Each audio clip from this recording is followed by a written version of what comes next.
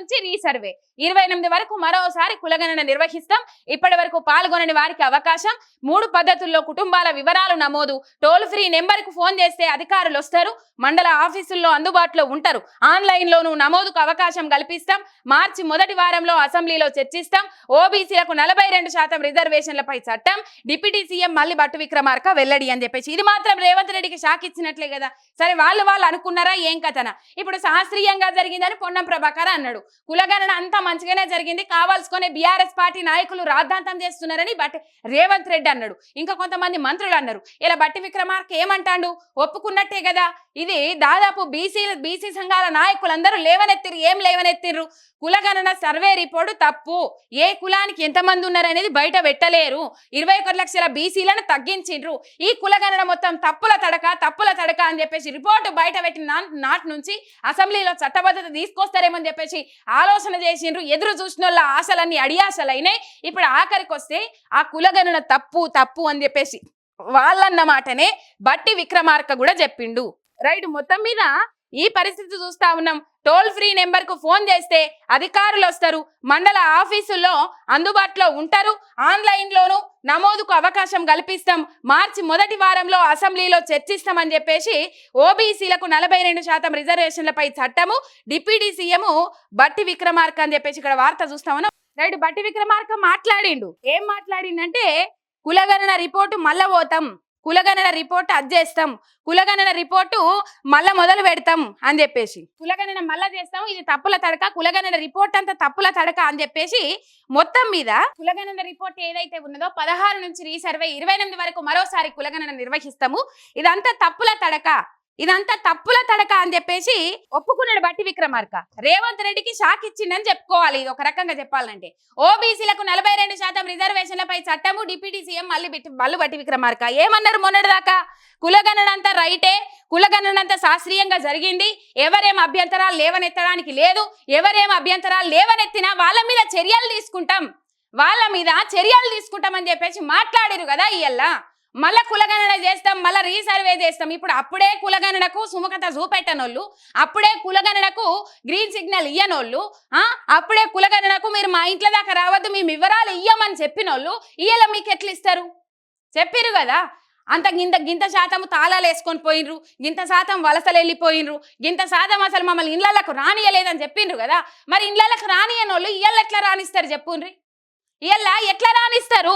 మొత్తం మీద ఈ పరిస్థితి సర్కారు మెడలు వంచిన బీఆర్ఎస్, కులగణన తప్పుల తడక అని మొదటి నుంచి వాదిస్తూ వచ్చిన బీఆర్ఎస్, రీసర్వేపై అసెంబ్లీలోను ఒత్తిడి, ఎట్టకేలకు తలగ్గిన రాష్ట్ర ప్రభుత్వం, మిగిలిన కొంతమందికి కాదు మళ్ళీ పూర్తిగా సర్వే చేస్తేనే సమగ్రత, బీసీలకు కాంగ్రెస్ క్షమాపణ చెప్పాలి, BC party working president KTR, ఈసారైనా ఇంటింటికి పంపాలి, వద్దిరాజు సమగ్రంగా చేపట్టాలి తలసాని అని చెప్పేసి ఇప్పుడు ఆ ఈగిపోయిన వాళ్ళని ఎట్లా దొరకబడతారు చెప్పుండ్రోళ్ళ వీళ్ళు? ఏమీ లేదు, మళ్ళా రీసర్వే చేపియాలి. రీసర్వే చేసే విధానం ఎట్లుండాలంటే పోయినోళ్లకు వాలంటీర్లు ఎవరినైతే పంపిస్తారో ఎంబటెంబటే వివరాలు ఆన్లైన్లో కనబడేటట్టు ఫోన్లు కానీ, ట్యాబులు కానీ, మొబైల్ కానీ ఇట్లా వాళ్ళకి ఎక్విప్మెంట్స్, ఇది సాంకేతిక పరిజ్ఞానం పెరిగిన నేపథ్యంలో ఉన్నాం మనం, సాంకేతిక రంగంలో పరుగులు పెడుతున్న దశలో ఉన్నాం మనం. పెన్సిల్ తోని టిక్కు పెట్టి ఎరైజ్ చేసి మార్పుచ్చుకునేంత పిచ్చి పనిలో లేం. మొత్తం మీద సర్కారు మెడలు వంచిన బీఆర్ఎస్ అని చెప్పేసి బీఆర్ఎస్ పార్టీ అసెంబ్లీలో ఓ అంశాన్ని లేవనెత్తింది. ఏం లేవనెత్తింది మనం చూసినాం. అసలు ఇదంతా తప్పుల తడక, బీసీలకు అన్యాయం చేసిండ్రు, మొత్తం మీద 21 లక్షల మంది బీసీలను తగ్గించిండ్రు, సమగ్ర కుటుంబ సర్వేలో అంతమంది ఉన్నోళ్ళు ఇప్పటికొచ్చే వరకు ఎందుకు ఇంతమంది తక్కువ అవుతారు? ఏ మహమ్మారి వచ్చింది? అయితే కరోనా వచ్చింది కదా, కరోనా వచ్చిన దాంట్లో బీసీలకే వచ్చిందా, బీసీలో కొట్టుకొని పోయినా అనే అంశాలు దాదాపు తెర మీదకి వచ్చినాయి.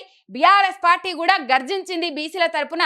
మొత్తం మీద ఇది తప్పు, ఇది అశాస్త్రీయము అని చెప్పేసి అన్ని చెప్పింది. భట్టి విక్రమార్క తప్పు ఒప్పుకున్నాడు. కులగణన సర్వే మొత్తం తప్పుల తడక, మళ్ళీ సర్వే చేస్తాము, ఇప్పుడు సర్వేకు పాల్గొన దాంట్లో పోయి పాల్గొంటామని చెప్పేసి మాట్లాడుతూ ఉన్నారు కదా.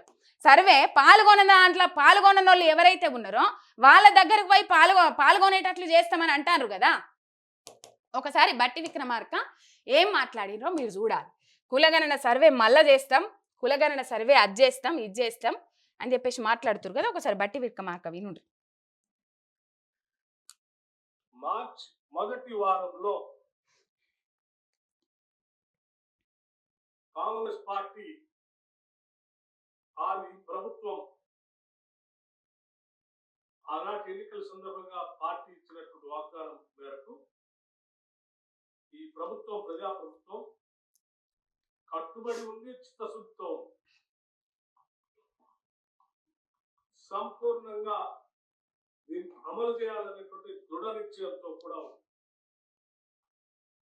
అందుకోసమే ఈ మొత్తం లెక్కల్ని క్యాబినెట్ లో మొదటి వారంలో ఉంచి శాసనసభలో పాపం పొన్నమన్న పక్కకే ఉన్నాడు. అంత శాస్త్రీయంగా జరిగింది అన్నాడు. మరి ఇప్పుడేమైంది పాపం సప్పటిదే కూకుంటాడు పొన్నమన్న. ఓబీసీలకి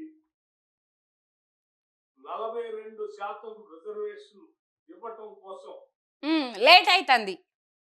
స్థానిక సంస్థల ఎన్నికలు వాయిదా వేస్తున్నాం. ఎడ్యుకేషన్ ఎంప్లాయ్మెంట్ 42% రిజర్వేషన్ ఇవ్వటం కోసం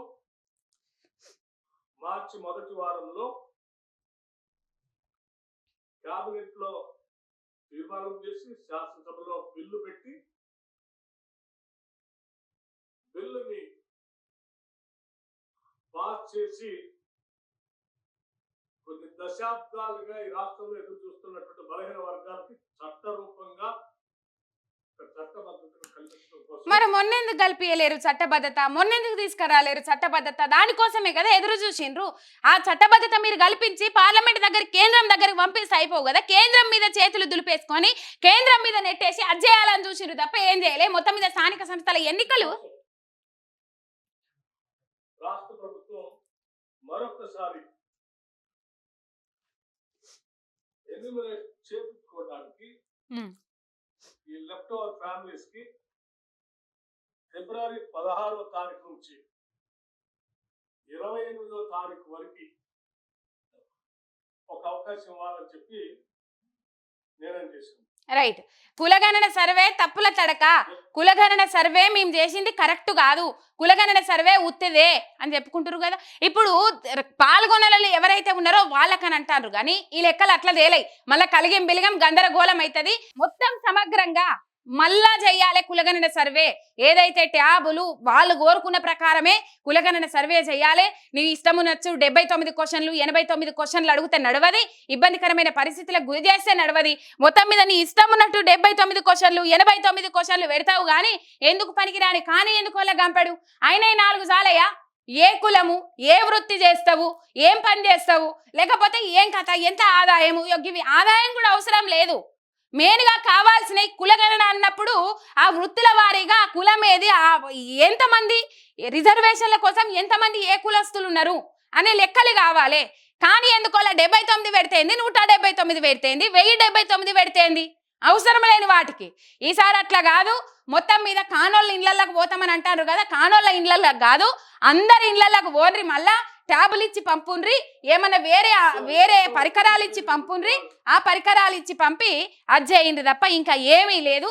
మీరు కులగణన సర్వే చేయాలని అనుకుంటే సమగ్రంగా ముందడికి పోవాలి. ఇది మీకు ఒక సానుకూలమైన అంశం కావాలి. ఈ సానుకూల అంశాన్ని మీరు నెగిటివ్ చేసుకున్నారంటే మీ అంతా దురదృష్టవంతులు ఇంకెవరు ఉండరని చెప్పేసి నవ్వుకుంటా ఉన్నారు తెలంగాణ సమాజం మొత్తం మీద. ఈ బీసీ కులగణన అంశాలు తెలిసిన వాళ్ళందరూ. రైట్. ఈ పరిస్థితి చూస్తా ఉన్నాం మనము. ఇది చూడొచ్చు మనం. టోల్ ఫ్రీ నెంబర్ మరి పోయినసారి ఎందుకు పెట్టలేదు సారు?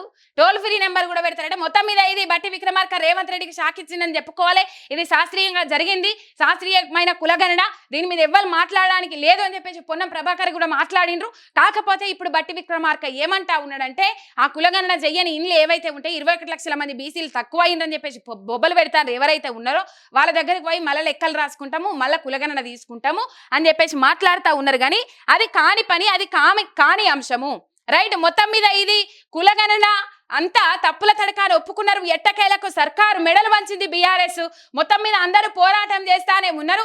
బీసీ కులగణన పేరుతోని పెద్ద మోసం చేయాలని చూస్తా ఉన్నారు, బీసీలకు అన్యాయం చేయాలని చూస్తా ఉన్నారనే అంశాలు తెర మీదకి వచ్చినాయి.